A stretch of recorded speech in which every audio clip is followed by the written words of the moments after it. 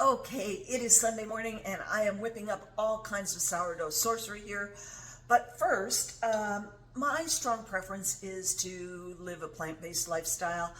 I don't stick to it. If we go out to friend's house, if we go out to dinner, I don't worry about it. And I do make exceptions because I absolutely will have real butter on all my sourdough bread.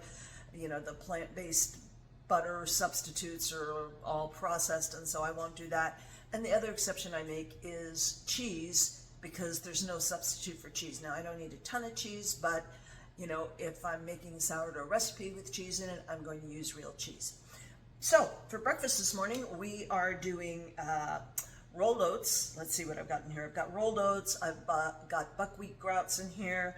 I've got hemp seeds. I've got pumpkin seeds and sunflower seeds and some pomegranate, fresh pomegranate because it's in season right now, and some pecan pieces, almond milk, and I'm going to top this off with a little bit of coconut milk, and that is breakfast. So I'm just going to let that sit for a bit and sprout for another 10 minutes or so. So what I've got going on today, I've got a lot of stuff going on. First of all, I've got my list here because I've got a bunch of stuff going on in the kitchen here today. I've got my pumpkin dinner rolls cold fermenting in the refrigerator. We're going to have those tonight for dinner. And then I've got a new pumpkin pie crust recipe, a sourdough crust recipe that I'm going to try out, that I will hopefully be sharing with you if it turns out well. So we're going to have pumpkin pie tonight. I am also starting, I've had so many people ask me for gluten-free sourdough bread. So yesterday I bought King Arthur gluten-free flour. We're going to test this out. I've done a bunch of research. We'll see how it turns out, but I'm starting my gluten-free starter today. And, you know, people have been asking me for it because I've got a very dear friend who's celiac, and if she has any gluten at all, she's going to go into anaphylactic shock. She carries an EpiPen with her all the time. You know, she could potentially die, and I know there are other people like that.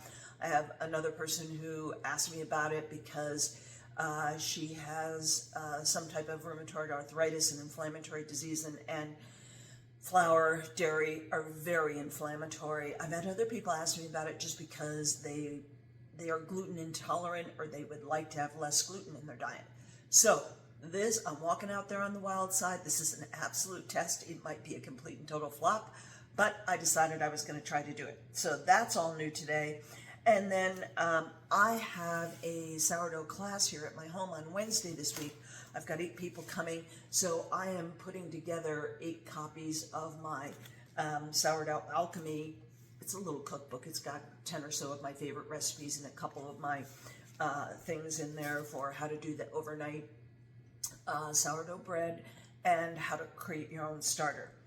And then, so for dinner tonight, I'm trying out a couple new things. I'm trying out a farro apricot dish and kale dried cherry pecan salad, because I thought those things would go well with the all-new pumpkin dinner rolls that I'm testing out. And again, I'm hoping to bring you that recipe this coming weekend if it turns out well. So if you would like any of my recipes, any of my tips or anything like that, just comment yes above or below this video, depending upon where you're watching this, and I will be happy to reach out to you and get you on my email list. Thanks so much, and I'll see you soon.